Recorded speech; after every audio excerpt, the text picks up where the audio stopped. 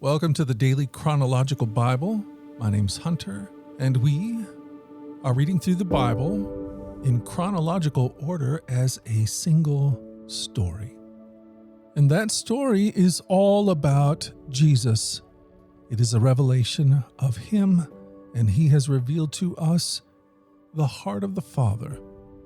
Today, April the 11th, we read 1 Samuel chapter 9 through chapter 12 from the New Living Translation. 1 Samuel 9. There was a wealthy, influential man named Kish from the tribe of Benjamin. He was the son of Abiel, son of Zorar, son of Bechorath, son of Aphiah, of the tribe of Benjamin. His son Saul was the most handsome man in Israel, head and shoulders taller than anyone else in the land. One day Kish's donkey strayed away, and he told Saul, "Take a servant with you and go look for the donkeys." So Saul took one of the servants and traveled through the hill country of Ephraim, the land of Shalishah, the Shaliam area, and the entire land of Benjamin, but they couldn't find the donkeys anywhere. Finally they entered the region of Zuph, and Saul said to his servant, "Let's go home. By now my father will be more worried about us than about the donkeys." But the servant said, "I've just thought of something. There's a man of God who lives in this town. He is held in high honor by all the people because everything he says comes true. Let's go find him. Perhaps he can tell us which way to go." "But we don't have anything to offer him," Saul replied. "Even our food is gone and we don't have anything to give him." "Well," the servant said, "I have one small silver piece. We can at least offer it to the man of God and see what happens." In those days, if people wanted a message from God, they would say, "Let's go ask the seer," for prophets used to be called seers. "All right," Saul agreed. "Let's try it." So they started into the town where the man of God lived. As they were climbing the hill to the town, they met some young women coming out to draw water. So Saul and his servants asked, "Is the seer here today?" "Yes," they replied. "Stay right on the road. He's at the town gates. He just arrived to take part in a public sacrifice up at the place of worship. Hurry and catch him before he goes up there to eat. The guest won't begin eating until he arrives to bless the food." So they entered the town, and as they passed through the gates, Samuel was coming out toward them to go up to the place of worship. Now the Lord had told Samuel the previous day, "About this time tomorrow I will send you a man from the land of Benjamin. Anoint him to be the leader of my people Israel. He will rescue them from the Philistines, for I have looked down on my people in mercy and have heard their cry." When Samuel saw Saul, the Lord said, "That's the man I told you about. He will rule my people." Just then Saul approached Samuel at the gateway and asked, "Can you please tell me where the seer's house is?" "I am the seer," Samuel replied. "Go up to the place of worship ahead of me. We will eat there together, and in the morning I'll tell you what you want to know and send you on your way. And don't worry about those donkeys that were lost 3 days ago, for they have been found, and I'm here to tell you that you and your family are the focus of all Israel's hopes."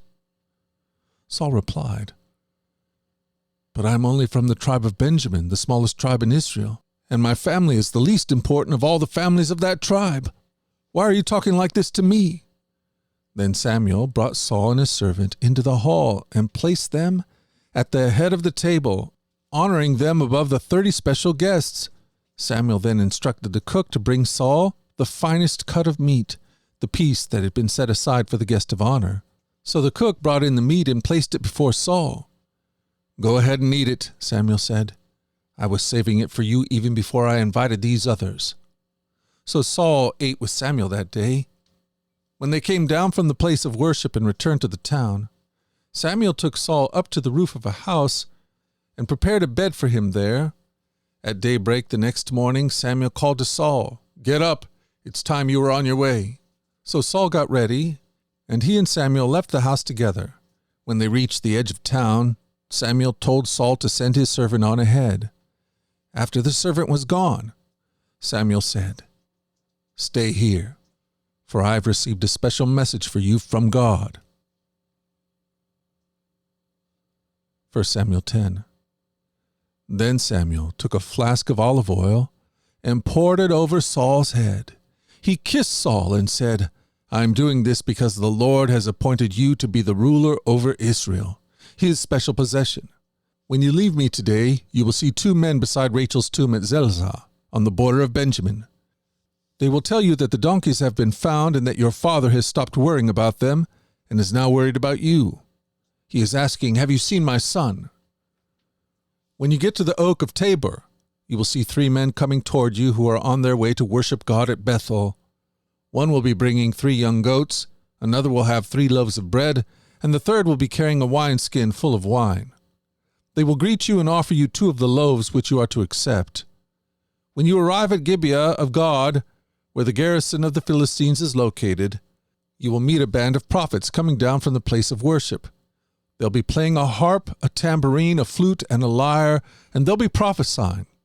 At that time, the Spirit of the Lord will come powerfully upon you, and you will prophesy with them.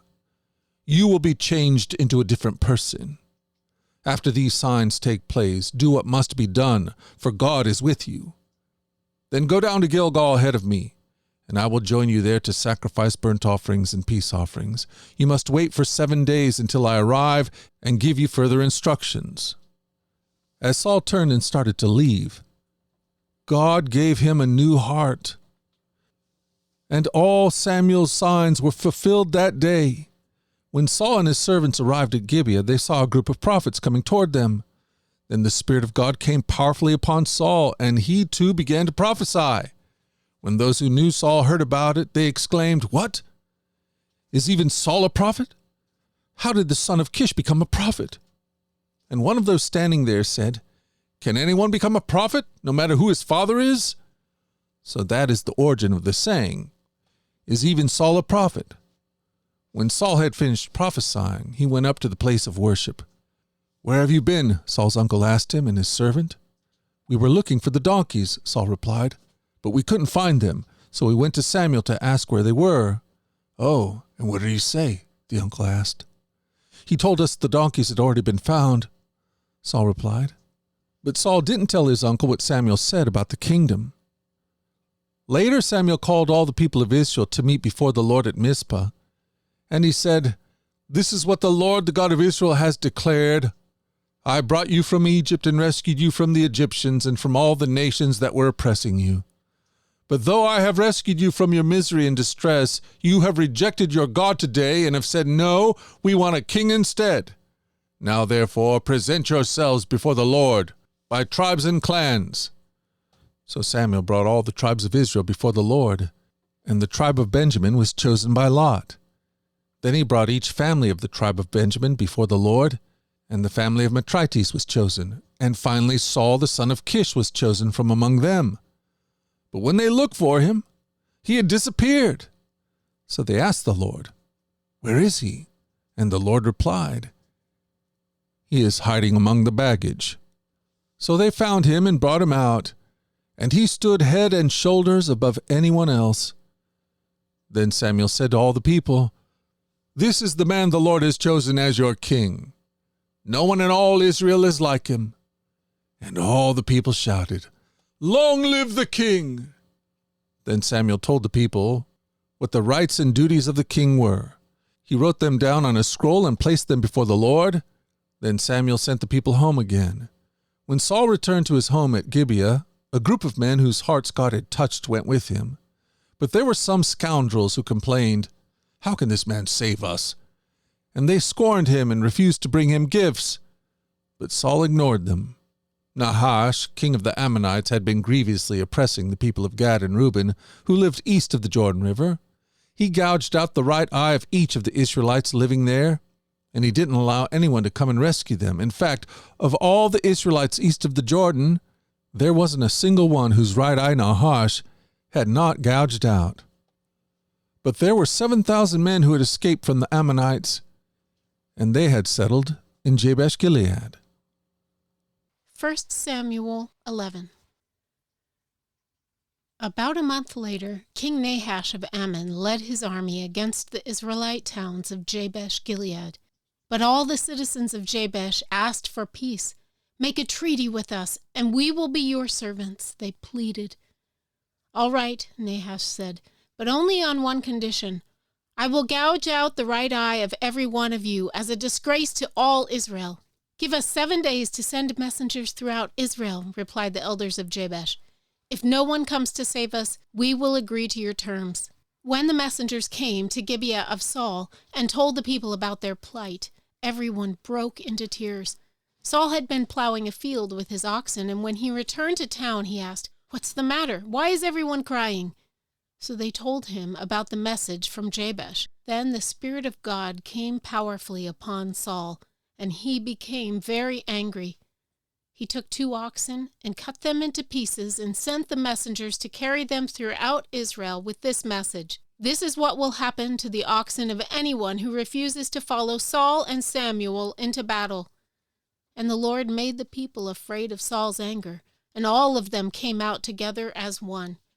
When Saul mobilized them at Bezek, he found that there were 300,000 men from Israel and 30,000 men from Judah. So Saul sent the messengers back to Jabesh-Gilead to say, "We will rescue you by noontime tomorrow." There was great joy throughout the town when that message arrived. The men of Jabesh then told their enemies, "Tomorrow we will come out to you, and you can do to us whatever you wish." But before dawn the next morning Saul arrived, having divided his army into 3 detachments. He launched a surprise attack against the Ammonites and slaughtered them the whole morning. The remnant of their army was so badly scattered that no 2 of them were left together. Then the people exclaimed to Samuel, "Now where are those men who said, 'Why should Saul rule over us?' Bring them here and we will kill them." But Saul replied, "No one will be executed today, for today the Lord has rescued Israel." Then Samuel said to the people, "Come, let us all go to Gilgal to renew the kingdom." So they all went to Gilgal, and in a solemn ceremony before the Lord they made Saul king. Then they offered peace offerings to the Lord, and Saul and all the Israelites were filled with joy. 1 Samuel 12. Then Samuel addressed all Israel. "I have done as you asked and given you a king. Your king is now your leader. I stand here before you, an old gray-haired man, and my sons serve you. I have served as your leader from the time I was a boy to this very day. Now testify against me in the presence of the Lord and before his anointed one. Whose ox or donkey have I stolen? Have I ever cheated any of you? Have I ever oppressed you? Have I ever taken a bribe and perverted justice? Tell me, and I will make right whatever I have done wrong." "No," they replied. "You have never cheated or oppressed us, and you have never taken even a single bribe." "The Lord and his anointed one are my witnesses today," Samuel declared, "that my hands are clean." "Yes, he is a witness," they replied. "It was the Lord who appointed Moses and Aaron," Samuel continued. "He brought your ancestors out of the land of Egypt.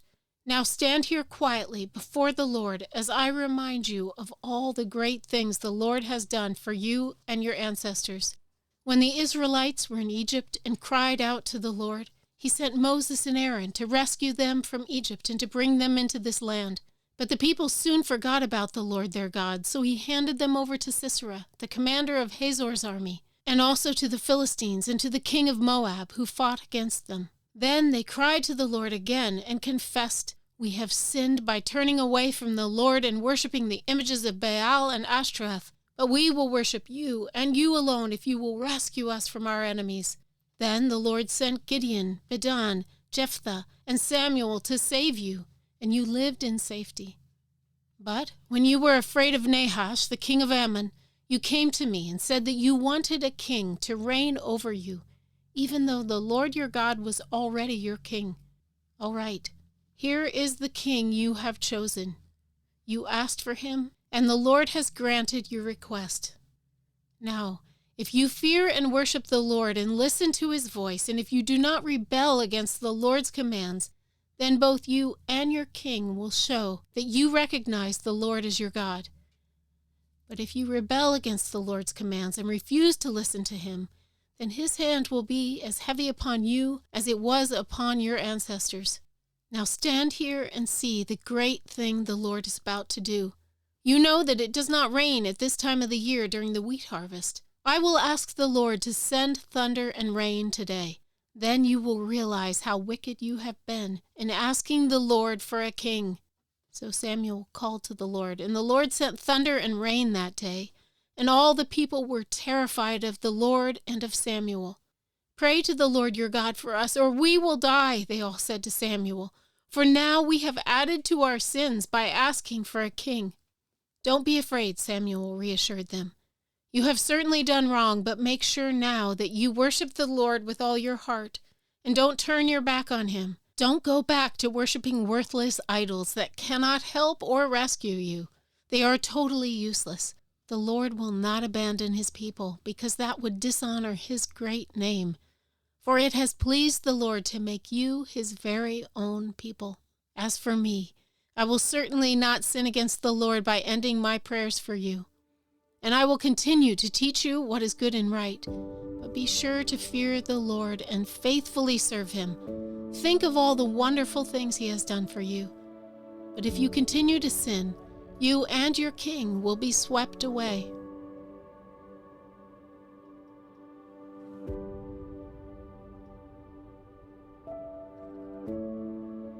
Thank you for joining us at the Daily Chronological Bible. You can find out more about our other podcasts at dailyradiobible.com, where people from all around the world come to join us in this journey through the Scriptures, where we allow the Scriptures to point us to the God who is love, the God revealed to us fully in Jesus.